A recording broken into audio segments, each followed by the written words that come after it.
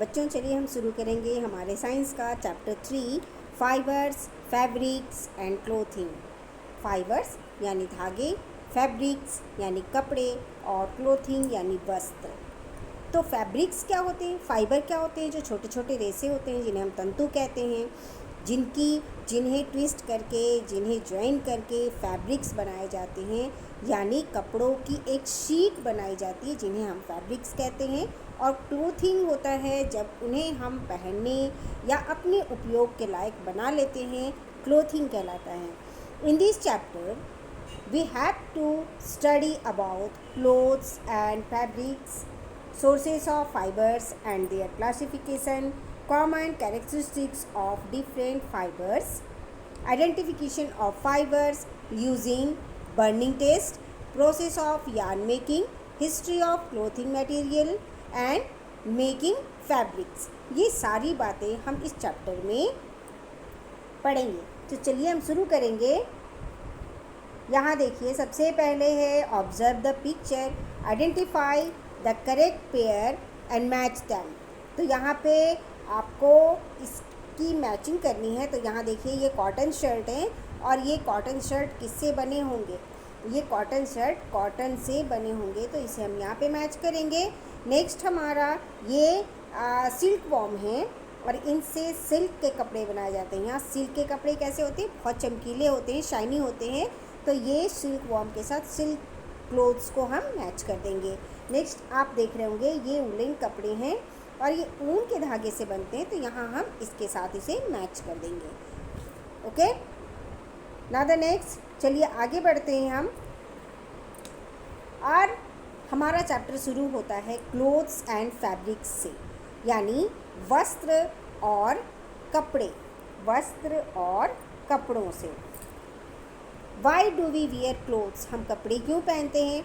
They cover our bodies and protect them from unsuitable climate condition। क्यों हम कपड़े पहनते हैं? हम कपड़े इसलिए पहनते हैं क्योंकि ये हमारे शरीर को एक तो कवर करता है और दूसरा ये अनसुटेबल क्लाइमेट यानी कि अनुपयुक्त जलवायु से ये हमारी बॉडी को प्रोटेक्ट करता है। Clothes are made from various fabrics as you have seen in the warm-up। Besides clothing, we use fabrics in the house for bed linen, curtains, cushion cover, etc. In the kitchen, you need duster, mops and covers, which are also produced from fibers. You use old clothes for dusting, wiping and covering. So you have various use for fabrics available in the house। तो हमने क्या पढ़ा था कि हम कपड़े क्यों पहनते हैं? हम शरीर को ढकने के लिए और अनुपयुक्त जलवायु परिस्थितियों से अपने आप को बचाने के लिए कपड़े पहनते हैं। कपड़े विभिन्न प्रकार के फैब्रिक्स से बनाए जाते हैं। कपड़ों के अलावा हम घर में बिस्तर, लिनन, पर्दे, कुशन कवर आदि के लिए कपड़ों का उपयोग करते हैं। रसोई में भी हम कपड़ों से कई काम करते हैं, जैसे हम डस्टर, मोप्स और कवर की आवश्यकता इन कपड़ों से हम पूरा करते हैं, जो कि फाइबर से ही बनते हैं। आप धूल झाड़ने के लिए, पोंछने के लिए, ढकने के लिए पुराने कपड़ों का उपयोग करते हैं ना घर पे। और इस तरह से आपके घर में जो कपड़े उपलब्ध होते हैं उनका उपयोग आप विभिन्न कामों के लिए करते हैं, है ना। तो यहाँ पे है, चलिए एक एक्टिविटी है, इसे भी हम देख लेते हैं। Find out what material your clothes and those of your family members are made of and fill this table. यहाँ पे है कि आपको पता करना है कि आपके परिवार के जो सदस्य हैं वो कपड़े किस मटेरियल से बने हुए पहनते हैं और इस तालिका को पूरा करना है। जैसे आपकी मदर हैं तो वो साड़ी वियर करती हैं या सूट वियर करती हैं, तो वो किस मटेरियल से बना हुआ है? उलेन है, कॉटन है, तो ये आपको लिखनी है। और कौन पहनता है उन कपड़ों को, उसके बारे में लिखना है और इस चार्ट को आपने पूरा करना है। चलिए नेक्स्ट है हमारा, generally cotton fabrics is suitable for most of the house hold purpose. Look closely at the fabrics of the dress you are wearing. Did you notice that it is made of threads prepared from small fibers? A fiber is a fine hair-like strands and is the basic unit of textile. Textile क्या होता है? कपड़े बनाने की जो मिल, जहाँ कपड़े बनते हैं, कपड़े से रिलेटेड जो भी मेथड्स होते हैं वो टेक्सटाइल्स कहलाते हैं. From fibre we make yarns and then the fabrics. A yarn is long continuous length of interlocked fibers. Strands of fiber are brought closer to each other by twisting. Twisting impart strain to the fiber strands, which is then turned as yarn. It is suitable to produce fabrics. Threads for swimming, crocheting, knitting, embroidery, and of rope making. A thread is a highly twisted and smooth strand of fiber. It is used for sewing and embroidery, etc.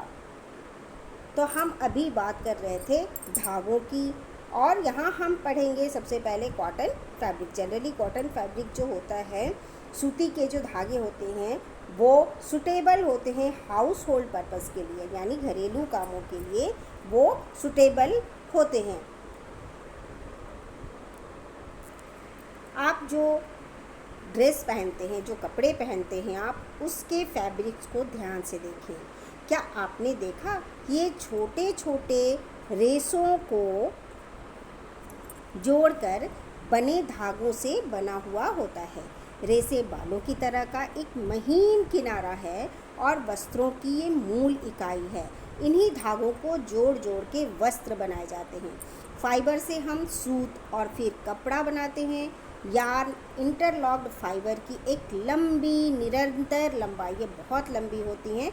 जब हम इन धागों को जोड़ जोड़ कर yarn बना लेते हैं, उन्हें ट्विस्ट कर देते हैं, तो ये एक बहुत लंबी निरंतर लंबाई में हो जाता है. और ऐसे रेसे को घुमाकर ट्विस्ट करके एक दूसरे के करीब लाया जाता है. ट्विस्ट फाइबर स्ट्रैंड को मजबूती प्रदान करता है, जिससे धागा मजबूत हो जाता है, जिसे हम यार्न कहते हैं. यह कपड़े सिलाई के लिए धागे, क्रोशिये से जो कढ़ाई, क्रोशिये से जो बुनाई की जाती है, उस क्रोशिये के लिए, बुनाई के लिए, कढ़ाई के लिए और रस्सी बनाने के लिए उपयुक्त होता है. एक धागा फाइबर का एक अत्यधिक ट्विस्ट और स्मूथ किनारा होता है, और इसका उपयोग सिलाई कटाई के लिए भी किया जाता है. नेक्स्ट है, देखिए यहाँ पर ये किस तरह से थ्रेड्स बनाए जाते हैं, और इसके बाद हम इनका उपयोग क्रोशिये से बुनाई के लिए और सिलाई के लिए भी इन धागों का उपयोग हम करते हैं, और इसे हम यार्न कहते हैं. There are a large number of fibers available to us from which a variety of fabrics are made. Wool is the hair of animal like sheep, goat, rabbit, etc. Sweaters, socks, gloves, scarves, shawls, and coats are made from these hair or fibers. Pull out a thread from a piece of old fabric and open it by untwisting. Take a small amount of cotton and pull out the smallest part from it. These may be long, short strand with a smooth structure that looks like white hair. Actually, these are fibers. देखिए कि हमारे पास बड़ी संख्या में रेशे उपलब्ध होते हैं, जिससे विभिन्न प्रकार के कपड़े बनाए जाते हैं. ऊन जो है हमें वो किससे मिलता है? वो हमें भेड़ से, बकरी से, खरगोश से, और कभी कभी ये ऊँट से भी मिलता है. इन जानवरों के ये बाल होते हैं जिनसे हम उलेन कपड़े बनाते हैं या उलेन धागे बनाते हैं. इन बालों से स्वेटर, मोजे, दस्ताने, स्कार्फ, शॉल और कोट बनाए जाते हैं.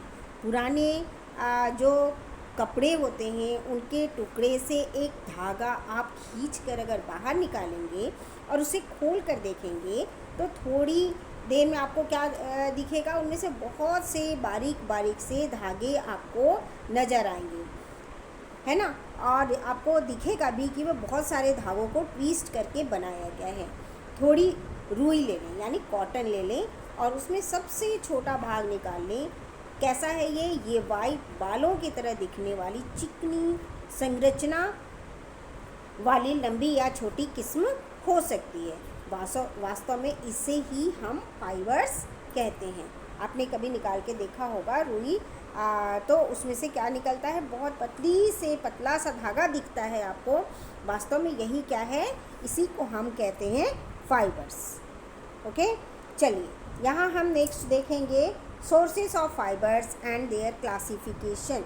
वैसे तो बहुत सारे फाइबर्स हमें मिलते हैं, लेकिन हम उन्हें दो भागों में बांटते हैं। एक तो नेचर से जो हमें मिला है, ठीक है, तो उन्हें हम नेचुरल फाइबर कहते हैं, और कुछ फाइबर्स ऐसे भी हैं जो हमने बनाए हैं, यानी मानव ने बनाए हैं, तो उन्हें हम मानव निर्मित या मैनमेड फाइबर्स भी कहते हैं। आइए हम इसके बारे में जानकारी लेंगे यहाँ पर। तो हम पढ़ेंगे sources of fibre and their classification, यानी फाइबर्स के रेशों के स्रोत और उनका वर्गीकरण। There are many different source from which we can obtain fibre, therefore we classify them accordingly. रेशों के स्रोतों की अगर हम बात करें तो रेशों को प्राप्त करने के विभिन्न साधन हैं, हम उनका वर्गीकरण करके उनके बारे में यहाँ पर जानेंगे। तो यहाँ देखिए, सबसे पहले फाइबर फ्रॉम नेचुरल सोर्सेस। जैसा कि मैंने आपको बताया था कि फाइबर हमें नेचुरल सोर्सेज से भी मिलते हैं और कुछ मैनमेड जो सोर्सेज होते हैं उनसे भी मिलते हैं। तो सबसे पहले हम नेचुरल सोर्सेज के बारे में, यानी कि प्राकृतिक स्रोत के बारे में पढ़ेंगे। All the fibres obtain from nature, यानी नेचर में ये प्लांट से हमें मिलते हैं और एनिमल से मिलते हैं, are known as natural fibre. तो जो रेसे हमें प्लांट से मिलते हैं या एनिमल से मिलते हैं उन्हें हम नेचुरल फाइबर कहते हैं। और ये कौन कौन से हैं, like cotton, wool, linen, jute, coir and silk. Cotton जो कि हमें कपास से मिलता है, वूल जो हमें भेड़ से या बकरी से या खरगोश से मिलते हैं, लिनन हमें फ्लैक्स से मिलते हैं, जूट हमें जूट के प्लांट से मिलता है, कॉयर हमें कोकोनट का जो खोल होता है उससे मिलता है, कोकोनट का जो कवर होता है उससे मिलता है, और सिल्क हमें सिल्क वॉर्म से मिल जाता है। Fibres obtain from plant sources are cotton, jute, coir and linen. The fibres that come from animal sources are wool and silk. जो एनिमल से हमें मिलते हैं फाइबर्स वो हैं वूल और सिल्क। तो यहाँ आप देख सकते हैं ये सारे हमारे नेचुरल फाइबर हैं, ये हमारे प्लांट्स से मिलने वाले फाइबर्स हैं, ये कॉटन के हैं, ओके। और यहाँ पे आप देख सक रहे हैं कि ये भेड़ से मिलने वाला ऊन है। तो हमें प्लांट से भी मिलते हैं रेसे, और हमें एनिमल से भी रेसे मिलते हैं, और इन्हें ही हम कहते हैं नेचुरल सोर्सेस ऑफ फाइबर। अब हम पढ़ेंगे मैन मेड और सिंथेटिक फाइबर। जो मैन मेड फाइबर्स होते हैं, जो मानवकृत जो रेसे होते हैं, उन्हें हम सिंथेटिक फाइबर भी कहते हैं। The fibre which are made by using chemicals are known as man made fibres. जो फाइबर्स केमिकल्स को यूज़ करके, यानी कि वे रेसे जिनका निर्माण रासायनिक पदार्थों के द्वारा होता है, वे मैन मेड फाइबर या मानव निर्मित रेसे कहलाते हैं, ओके। और ये कौन कौन से हैं? Some examples are rayon, nylon, acrylic and polyester. और ये क्या क्या है? ये रेयॉन है, ये नायलन है, इन्हें नायलन कहा जाता है, एक्रिलिक कहा जाता है और पॉलिएस्टर कहा जाता है। और ये सभी क्या कहलाते हैं? ये मैन मेड फाइबर्स कहलाते हैं। तो यहाँ पे कुछ फाइबर्स के नाम हैं, टाइप्स हैं। सबसे पहले हम नेचुरल फाइबर्स के बारे में देखेंगे। तो ये हमें प्लांट्स और एनिमल से मिलता है। प्लांट से मिलने वाले जो फाइबर होते हैं वो कॉटन, लिनन, जूट, कॉयर होते हैं, और जो एनिमल फाइबर होते हैं वो वूल एंड सिल्क होते हैं।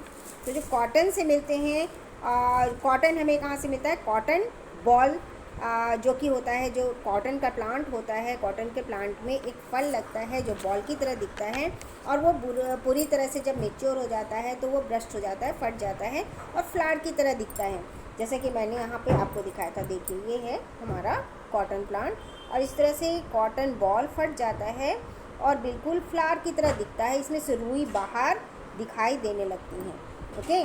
चलिए, लिनन किससे मिलता है? स्टॉक ऑफ फ्लैक्स प्लांट से। फ्लैक्स प्लांट होता है जिसे हम सन कहते हैं, जिसे हम हिंदी में उसके डंठल से मिलता है, उनके डंठलों से हमें लिनन मिलता है। नेक्स्ट है हमारा जूट। तो जूट के प्लांट से मिलता है कॉयर। मैंने आपको बताया था कि ये हस्क ऑफ कोकोनट है, यानी कोकोनट का जो ऊपरी कवरिंग होती है जो कोकोनट पे, उनसे कॉयर के रेसे निकाले जाते हैं। एनिमल्स में जैसे ऊल है, तो ऊल क्या है? ये hair of sheep, goat, rabbit, llama, llama क्या होता है? ऊँट है, एक ऊँट की एक प्रजाति है जिसे हम लामा कहते हैं, और उसके बाल से भी उल हमें हम बना सकते हैं, हमें मिलता है। नेक्स्ट है सिल्क, तो सिल्क हमें सिल्क वॉर्म से मिल जाता है। नेक्स्ट है हमारा man made synthetic fibre. Man made fibre को हम सिंथेटिक फाइबर कहते हैं, और इनमें नायलॉन, पॉलिएस्टर मेन है, और ये सिंथेटिक केमिकल से बनाए जाते हैं। तो यहाँ पे हमने जो क्लासिफिकेशन था फाइबर्स का वो पढ़ा, और आज की पढ़ाई हमारी यहीं तक रहेगी।